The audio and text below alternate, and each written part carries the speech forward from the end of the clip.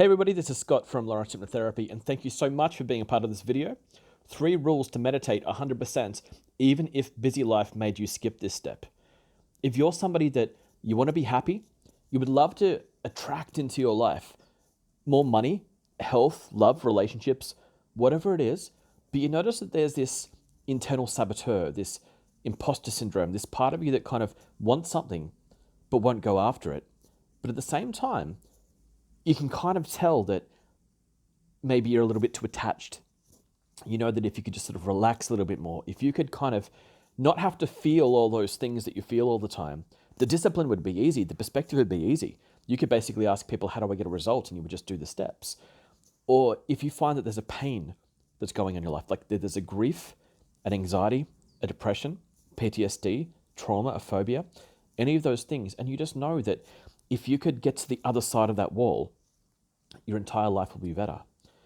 Meditation is such a powerful tool, and it's something that's been used for such a long time, but we are getting better at it, and we're getting better at explaining how to do it. So perhaps you've meditated in the past and you found like, well, it was brilliant, or maybe you've never meditated, or you've meditated in the past and you found that it wasn't for you, it was completely impractical and it just didn't do the things that you wanted it to do. Not to say that, you wanted to have an unrealistic idea, as in like, levitate or see the color blue or whatever it is while you meditated. It's like perhaps you had a much more realistic idea that meditation it's like a medicine. It's like kind of like having a bath. You don't just do it one day. You do it every day. You brush your teeth every day. You look after yourself every day, and then the benefits are ongoing. But perhaps even despite all of this, it's still been tricky, or perhaps you're teaching meditation to other people and you're finding, well, why are people rejecting this? If they know it's so good, why don't they just do it? I want to cover all of that in this video and just make the whole thing simple. If I could just break it down and be as reductive as possible about this, just to kind of go, well, which parts of meditation have to happen and which parts of meditation don't so much have to happen. And this can help you to attract love, money, health, because it helps to lay this platform of stability in your mind and in your heart so that you can go ahead and do those steps that need to be done. So thank you again so much for being in this video. Let's get straight into it. So the world today, obviously there's a lot of stuff going on. There's just so much happening right now. But what we're looking at is like that if you're stressed about whether it's people, money, the clock, loneliness, creating a meaningful life, imposter syndrome, or health, if you're stressed about any of those things, obviously the stress itself, it just puts you into a fight or flight response. It moves blood from the front of the brain to the middle and then causes a panic. And then the worse the panic attack is, the more urgently the person wants to get out of it. So if I can give like an example about, like if you've heard the story about when my wife left a couple of years ago, I came home to a note that said she'd moved out and I have not seen her since. She was going to come on the camping trip. At the last minute she pulled out. She said there was something she needed to do. What I didn't realize is that she'd already, even though we were married, she already had a new boyfriend, seeing that guy for a month. She stole our life savings, and then I had to start from zero. In the following 5 weeks before she called me, I was experiencing such daily panic. All I wanted to do was to be able to get her on the phone, and she changed her phone number and I couldn't contact her. And it was really hard. Other times in my life as well, like where I found that there's something that I've wanted so much that the actual want, the desire for it, was preventing me from having it. Because the best things that you can do in life is basically be healthy, be happy, take positive steps, and let go of the things that don't really matter.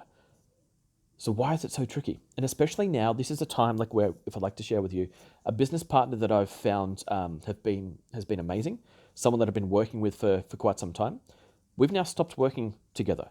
After 10 months of working together, like seeing her, 3 to 4 days every week, there's an absence. And even that can be just so hard. So what I do to make sure that my mind is okay, that my heart is okay, that my money, my health, my relationship, all of that kind of stuff is still attracting to me what I need. The same as a client that was going to pay for something today. They basically sent me a message to say that they had to cancel. Even though, like, I don't want to spoil the ending of this particular thing, because, like, even though I went to rebook them, There is an ending to this story that works out perfectly, but I just want to kind of leave it in the pain for a second, just to sort of go, what do you do when there's something that you want and the universe isn't giving it to you?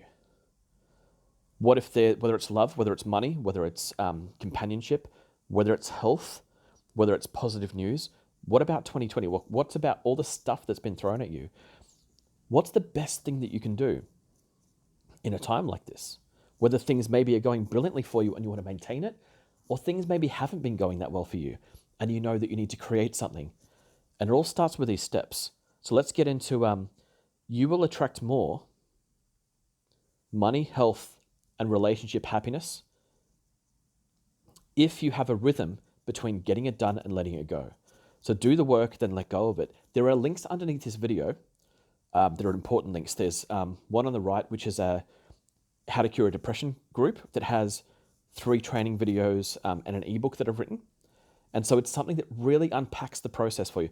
There's marketing stuff as well. If that's your goal, if you want to basically finish your marketing one day, there's a link below. There's another one for an ebook called How to Cure the Anxiety Loop, which is an important thing for people if there's an anxiety loop going on in the brain.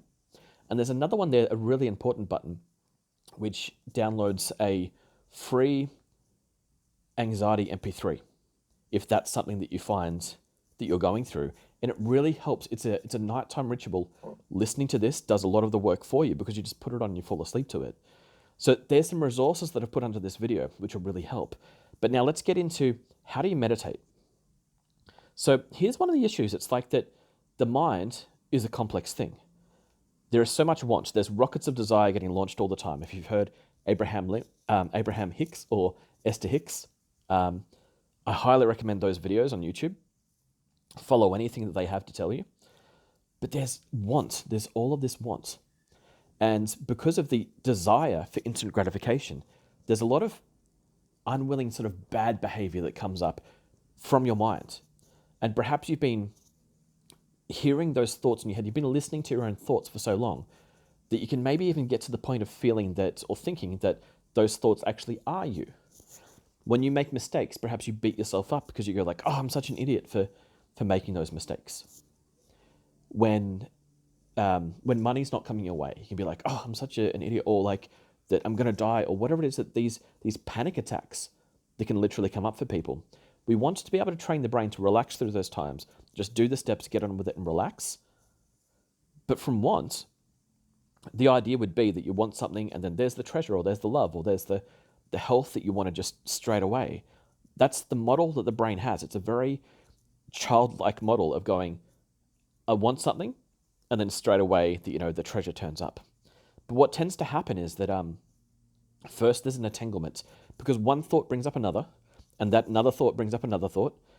When people are feeling flat and depressed, sometimes the only place where they can access any energy is through their anger, but then they need to process through that anger to find out that anger is actually based on a past hurt, and that past hurt was based on an event. And so that one thing is based on another, based on another. There's an entanglement. It's like these cables that you stick the cables under your desk and they just all mesh into each other. So the map of the world that people have for fixing things is often very dysfunctional. What we want is to simplify things again, which basically means when a circumstance comes up, you want to have a clear goal that you want to achieve. You want to instantly plant a seed that allows you to move towards getting what you want. But in the meantime, you don't want to have to suffer through getting to the other side. You want to be present to getting to the other side. Because often that worldview, it leads to, like the wrong worldview will lead to lots of anxiety and lots of depression for people, where they feel either that perhaps the world has singled them out, there's some form of freak, loser, insult, whatever the thing is, that they feel especially unqualified to exist in this world. Or they feel that their resources are being stretched so thin that they're always tired, and then that tends to kind of adopt some other addiction behaviors, whether it's alcohol, cigarettes, sugar, food, snacks, heroin, ice, too much caffeine, Red Bull, whatever it is. And then people tend to make very, very poor decisions because they're making their decisions from that anxiety. Whereas it's the inner change that's actually going to straighten all of that out. So the inner change, it's kind of like a shortcut. It's going to get you straight to the treasure, the love, the money, and all of those things because there's a detachment. You plant your seeds and you let go of them. Are you willing to have resumes out there, ads out there, or kind of like asking people out, or like if you're in a relationship and you're arguing and you want to make that better, are you willing to basically take a first step towards making it better, even if it doesn't work the first time? If you're doing gym work, if you're looking to like change your diet, if you're looking to basically eat the right things and do the exercise, are you willing to fall in love with the process of doing the steps, the boring, the ordinary, instead of always being addicted to this treasure and this outcome? See the treasure, plant the seed. That's where you're going. Have big goals. But are you willing to fall in love with the steps? And so that's what this meditation is all about. So let's get into the actual process of, well, how do you actually do it? Because sometimes we need the world of self-help, and other times the world of self-help can miss the point and just becomes extra pressure. So this is the rainbow blasting when people keep telling you to seize the day, but they haven't helped you to create that stillness that actually allows the universe to give you your blessings. So how do you do that? How do you create that stillness? So there's only 3 steps that absolutely have to happen in meditation. So should you be running? Should you be sitting? Should you be lying down? Should you be chanting? Should you be staring at a candle? Should your eyes be open? Should they be shut? All of these questions are more like they're accessories. They don't really matter. They're personal preferences. Should somebody bring a religious element into it or not? And again, it depends.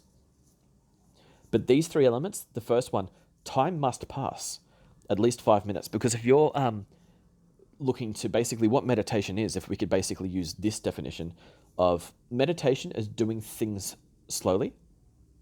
And if they go, but I want to meditate quickly, then it's like they've said that they want to quickly do things slowly. Thoughts are faster than feelings, and feelings are faster than body transformations or world transformations. So if you want to transform your body or you want to transform your environment around you, it's going to take thoughts being in tune with this peace and harmony for a lot longer than what they used to, so they can create the feelings that they need to create, so those feelings can be in tune with what they need to be for a lot longer than they used to, so that the environmental outcome can be positive. And the second is that you must be doing something unimportant. So staring at a wall is not meditation. Sometimes that's torture, especially because like when a person walks, they're processing. When someone's using a fidget spinner, they're processing. When I say do something that's unimportant, people often use cigarettes, and it's a terrible method, but it's understandable why cigarettes is a thing that people use to create that like meditative energy.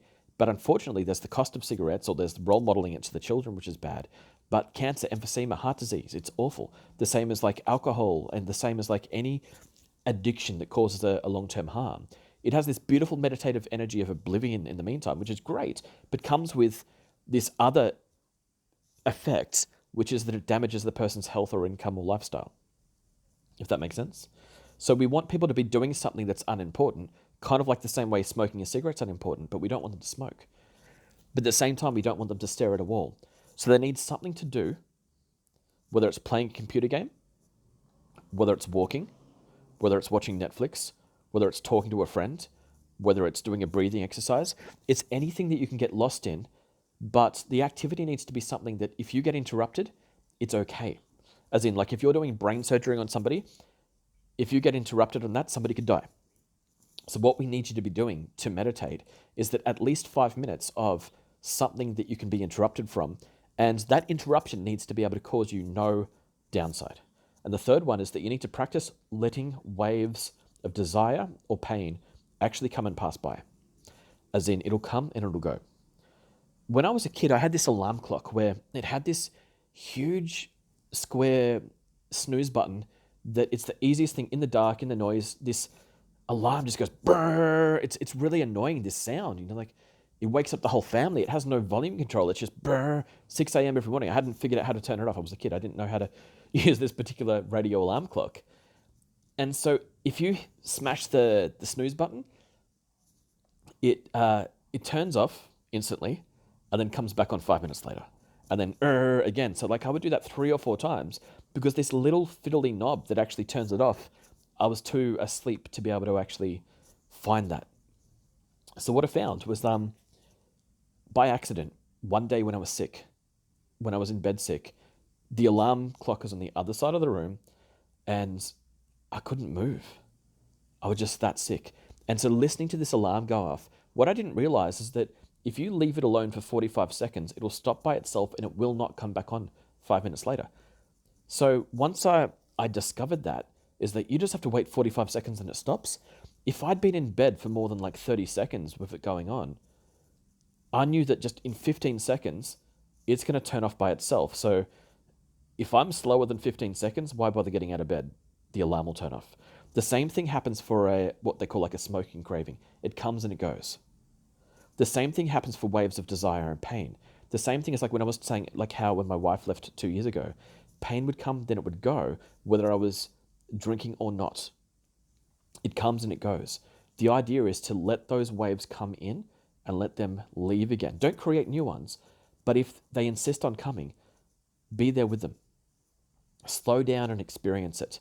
Another thing I found was really great is that when I felt lonely, is instead of like going through my phone from A to Z and just calling people, like just dialing, trying to band-aid that feeling of loneliness, is I would sit with that. Not at first, obviously, I had to go through all the mistakes, but it's that I eventually, after working out like what a bad idea it was to be addicted to band-aids, not band-aids physically, but like band-aid methods of fixing something, which is it just covers it up, doesn't actually solve the problem.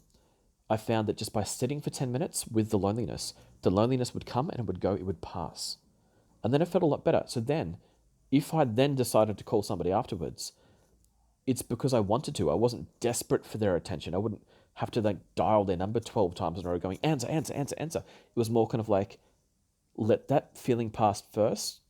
Don't treat the other person like, you're an emotional vampire trying to steal peace from them. It's kind of then you get to reach out to them because it's a pleasure to reach out to them. So let's get into those three straight away. So the first one, time passing, is that waves of emotion take time to pass. Like I was saying that thoughts are faster than feelings, and feelings are faster than environmental changes. So it's like thoughts, feelings, and then environmental changes.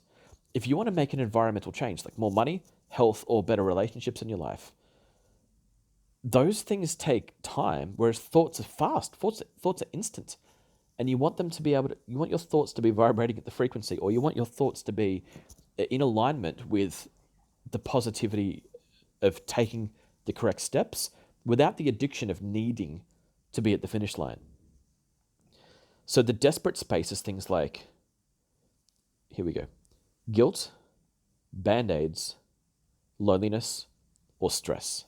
So guilt as in that perhaps in the past somebody told you that you were terrible for some reason. As a kid, like it's amazing how as an adult you get told you did that wrong and you reply with, oh, okay. But as a kid, it's too much sometimes. Like the parent tells you you did that wrong. The next thing that could happen is this person that's 3 times your height smacks you across the face and this is an ear-popping sound. I mean, I grew up in an 80s family. There was violence, there was hitting kids, there was all sorts of that kind of stuff. These days, it just doesn't happen the same as what it used to because it was the 80s. It was a very different time and we just didn't have this information. So when I was told that I did something wrong, my safety was at risk. I could get hit by somebody who was 3 times taller than me, who has no idea the feelings that they were creating in me, if that makes sense. So guilt wasn't just about like, oh, I feel bad about what I did. It was a threat to what felt like a threat to my survival. It was hard. And so especially a lot of people, like if you were, maybe even if you were born after the 80s, maybe you can feel this too, that the guilt, it's kind of like that if you do something wrong, do you notice how sometimes perhaps you don't mean to, but you can become defensive? You can kind of like almost attack the other person or attack yourself because you feel, well, I'll get in first. I'll attack them or I'll attack me. And you don't mean to do it. It's just a bad behavior. But the reason it's there is to protect you. So it's not there for a bad reason. It's just not very effective. It just shouldn't be there. Or band-aids, where you look for things that make you feel better in the short term, but they actually destroy the long term. Loneliness, where it's that abyss, it's that meaninglessness of life, this what they call like the existential nihilism, as in like, what is life for? And people can feel very empty, like where they constantly need, and I've gone through this so much myself, constantly needing the approval of others, or constantly needing just the presence of others, or else a panic attack occurs. And if not a big one, then a small one. And if not you, perhaps your clients, that perhaps they could be going through the loneliness of feeling that big absence. Or perhaps the stress, as in that there's like the kids, the boss, the employer, their employees, or the co-workers, or the government, or whoever it is asking them to do things. It's too much. It's too chaotic. And it's become dysfunctional to the point where people aren't asking in a nice way anymore, perhaps. Or maybe they are, but perhaps they're asking in ways where they put pressure on, or they push those guilt buttons as well. So there's that desperate space versus your space. A clean area, accessing your own thoughts, being able to basically slow time and be at peace, and just let your day have a sense of flow. So in order to create this, time has to pass. So if you're going to meditate, if you want to be able to feel that healing or help your client to heal, nothing worthwhile can be done in under 5 minutes. It takes at least 11 or 12 seconds even just to feel happy. If someone buys you a coffee, that you ordered the coffee and then they pay for it, if you don't stop to feel that gratitude for at least 12 seconds, you actually won't enjoy the blessing that came. As in, like, you won't actually enjoy the fact that they gifted that to you. So it takes at least 12 seconds for your feelings to even start catching on with what's happening. And the first thing your feelings tend to do is they don't just react to what's around you. It's like there's this old stuff to deal with, as in like what were you feeling 2 minutes ago or 10 minutes ago, what you've been feeling for the last 3 months. All of that floods in as well, if that makes sense.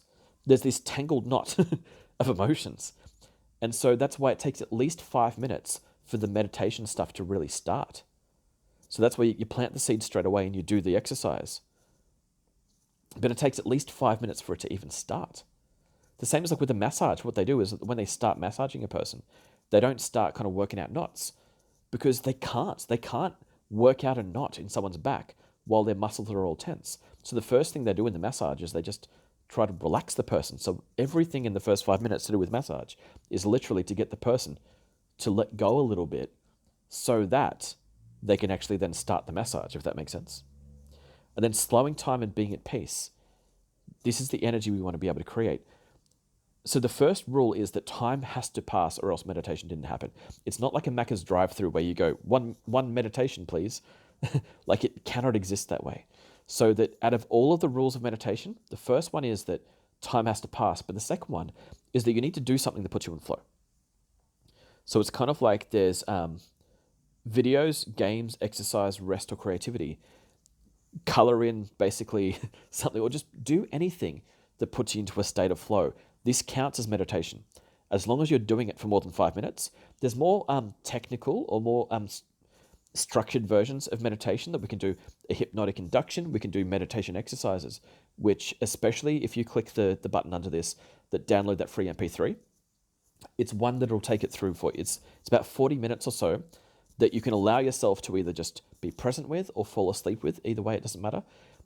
Your subconscious is always listening to what's coming through the ears. It's not always seeing what's coming through the eyes, because sometimes it's dark, your eyes are shut, or when you're asleep, you don't see things. But you can always hear.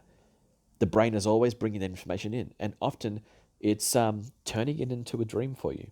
So it doesn't matter if you're awake or asleep when you listen to it, but you need to be doing something that has meditative energy, like a meditative process. So this could be just anything that puts you in flow. Staring at the wall is not great because it's aggressively blank, if this makes sense. If you're watching TV and you fall asleep, have you noticed how sometimes, no matter what's going on the screen, so like yelling, explosions, whatever, you can kind of sleep through that until maybe your partner or your parents or your friends, whoever, housemates, they turn the television off, and that's when you wake up. Sometimes the silence itself is aggressive.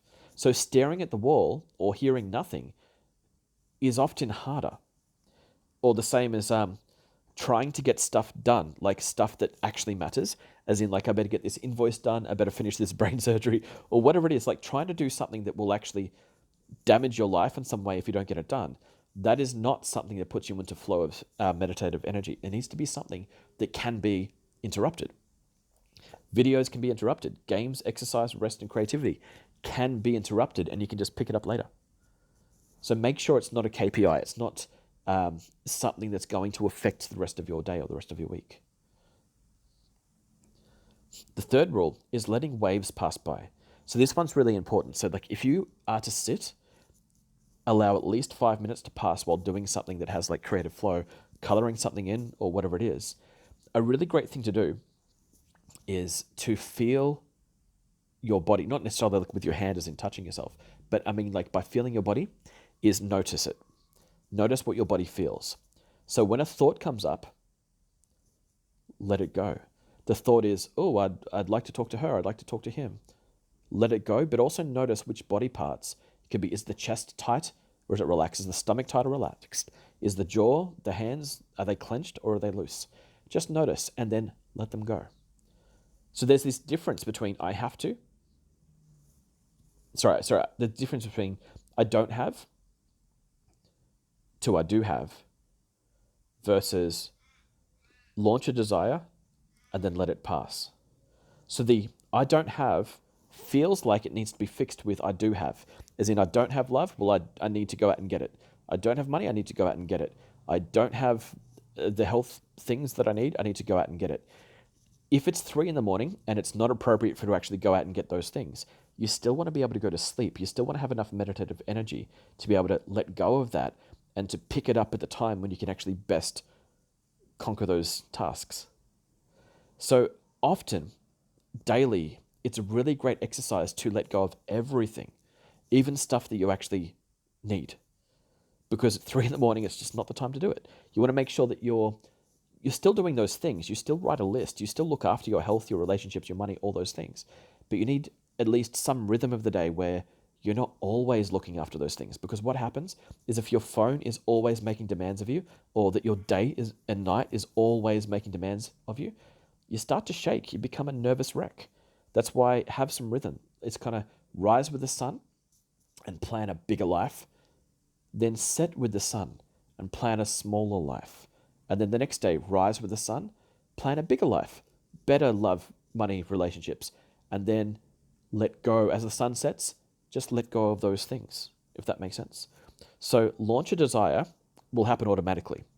Launching a desire, you'll notice that your brain starts like switching onto particular things. It goes, I want more love, I want more health, I want more money or happiness or whatever it is. Or I want less pain, I want less anger, I want less of those things. I want more space. The idea with this meditative energy is that as you notice that desire being launched, notice a body part and then let it go.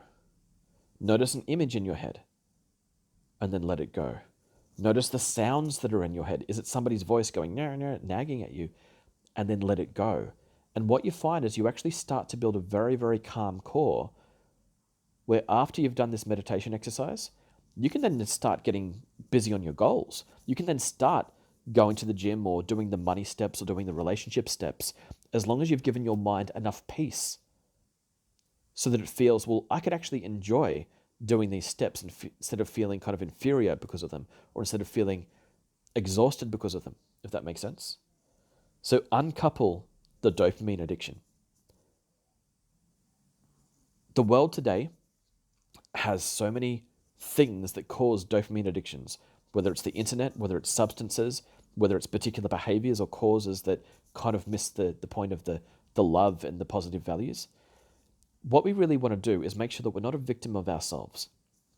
We're not somebody who basically misses the opportunities to get better just because there's an injustice out there. The world has so many issues, but we also need to make sure that we're looking after ourselves as well. I mean, it's not a bad thing to look after ourselves. You'll never be worse off because you meditated sometime throughout the day.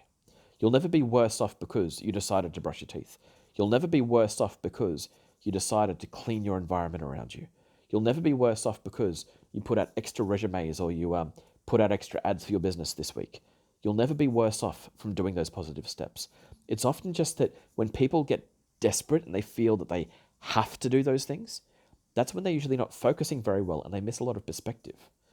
So you want to uncouple the dopamine addiction to getting stuff done and get into a state of flow where getting stuff done is a pleasure, not for the outcome of the money, not for the outcome of the love, not for the outcome of the six pack or the shiny bikini body, but because you find that you've actually found peace in exercise, in push-ups, in sit-ups, in cardio, in walks. You found peace in blogging or putting articles out there. You found peace in asking your boss for that promotion. You found peace in slowing down with your partner and getting to know them a little bit better. Or you found peace in putting yourself back out there for the dating game or grooming yourself in a different way. So whatever it is, let it go. Do less. You want to know that you have the option in your minds. Whatever comes up, you don't want to have to do things just because there's this desperation. Allow the wave to come. Notice that, okay, there's a part of my brain that's saying, I'm going to die if. Because that's what it's saying. It's like there's being at the edge of a cliff and looking down at that huge drop thinking, if I took one more step, I could die. Well, that's scary. I'm going to take a step back. Or that saber-tooth tiger, whatever it is, that animal could kill me or whatever it is. It releases adrenaline. The same as what happens, like, is there a bill? Is there a court summons? Is there a bully in your life? Is there something that's scaring you? You still want to be able to deal with those things, but you want to make sure that you're not dealing with it from a state of panic.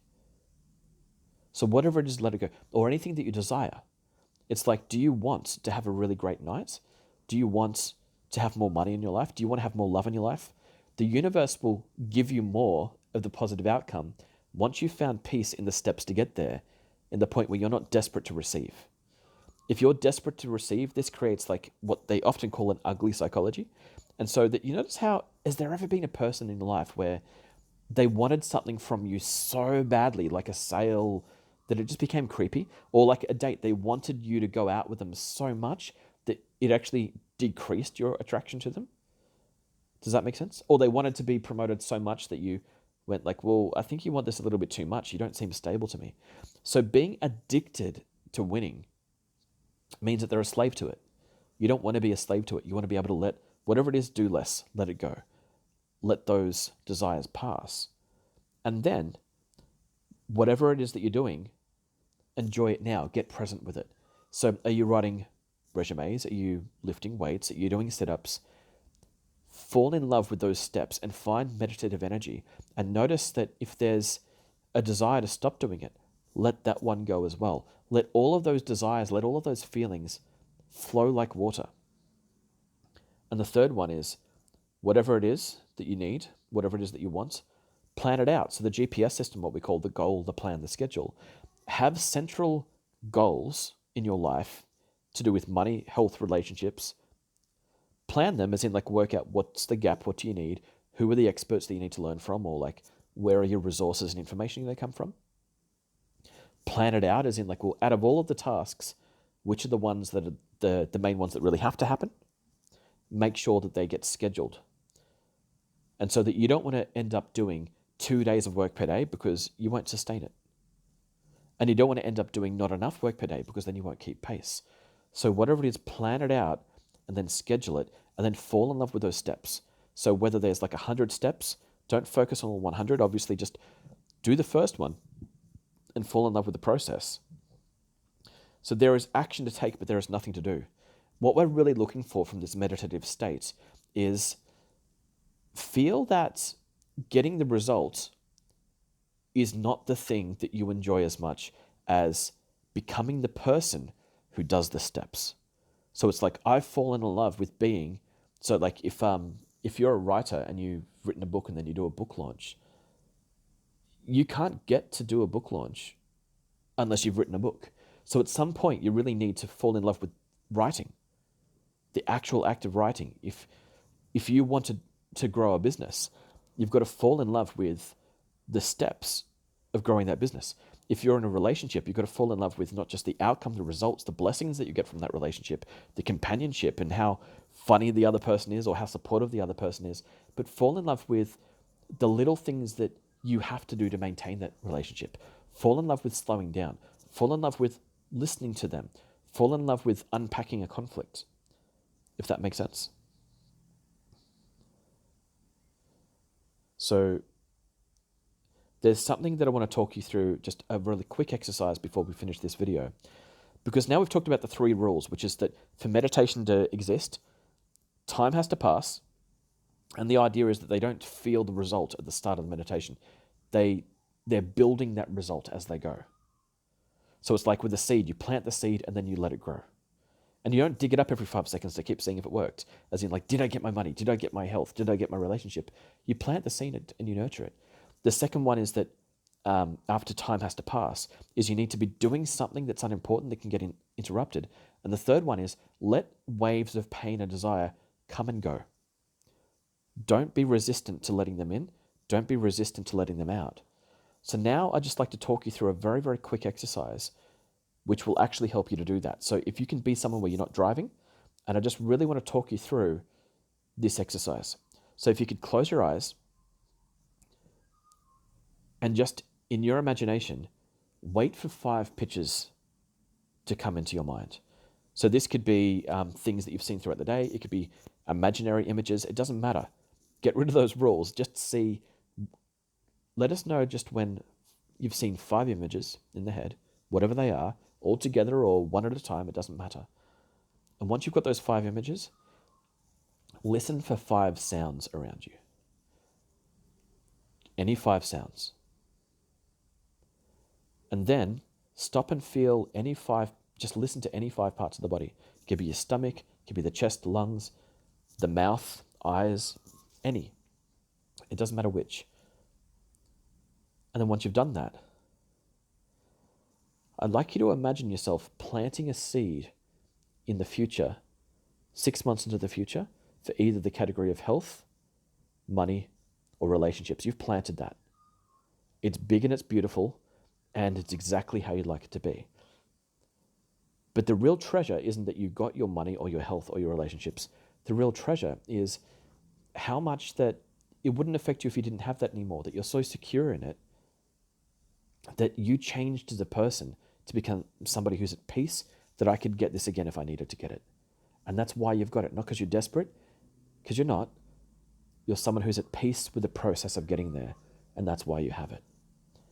And then letting go, and now just seeing any 4 images in the mind. So this could be the same as before, or this could be different, so it's not a memory test, imaginary or real, whatever it is, but just with eyes closed in the mind, any 4 pictures. And then listen for any 4 sounds. So whether you're inside or outside, whether kind of you can hear birds or wind or trucks or cars, whatever it is, or just the creaking of the roof. And then feel any 4 parts of the body. Just listening for them. So again, it could be the same or different. It's not a memory test, so it could be a foot this time or a hand this time or wherever it is. And just let it go.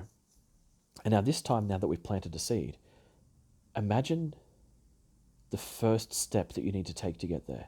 Just one. Maybe it's just opening a laptop and opening a spreadsheet or a Word document, or it could be just like going to Google and looking up the name of that place you need to go to, or opening Google to find the research that you need, or just approaching that person you need to approach and having that conversation that you need to have.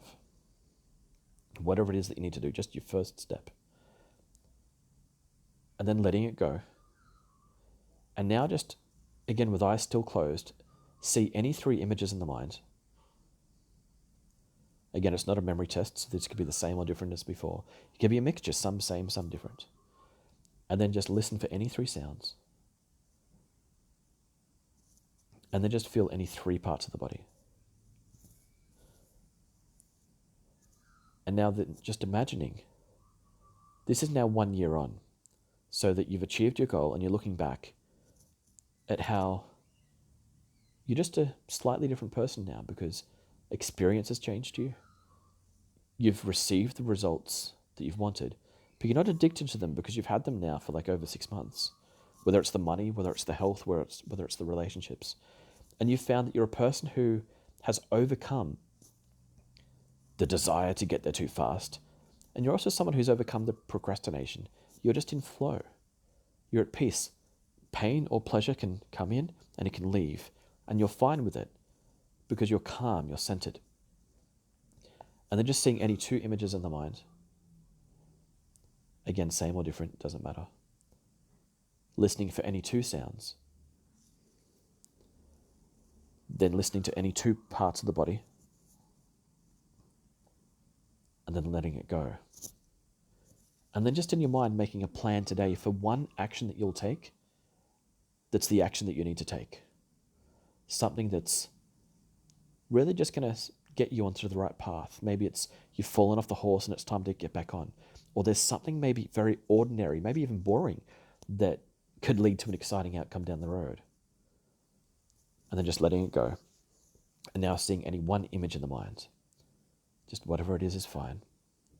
More can come, you don't need to stop them, but just once you've got one, then listening for any one sound. And then feeling any one feeling in the body. Now just allowing yourself, just feeling calm, feeling relaxed, looking forward to the rest of the day. Just allow yourself to be a little bit slower where it pays to be slower. To get started a little bit earlier where it pays to get started a little bit earlier, to get on with things. To be a little bit more orderly or organized at the times where it pays to be a little bit more organized. Clear the desk or clear the kitchen, clear that area, whatever it is right for you. And then just allowing yourself just in flow, just to do those steps, which creates that positive future. Again, thank you so much for being a part of this video. And I'd love for you to click the links below. Just notice, is there one that really calls to you right now? So is it the one to do with like the How to Cure a Depression group, whether it's for yourself or for training others? The How to Cure the Anxiety Loop, which is an ebook that people seem to really love. There's How to Finish Your Marketing in One Day. If that's something, it's very strategic. It goes from step 1 to the final step. There's 10 steps. And there's videos about like basically how to build your lead magnets, your marketing, everything. The whole lot is there. There's real examples that you can follow. Or if you'd like basically just to get into a hypnosis session with yourself, just with an MP3, click that button and just give yourself that experience. Again, thank you so much for being a part of this video, and we'll see you on the next one.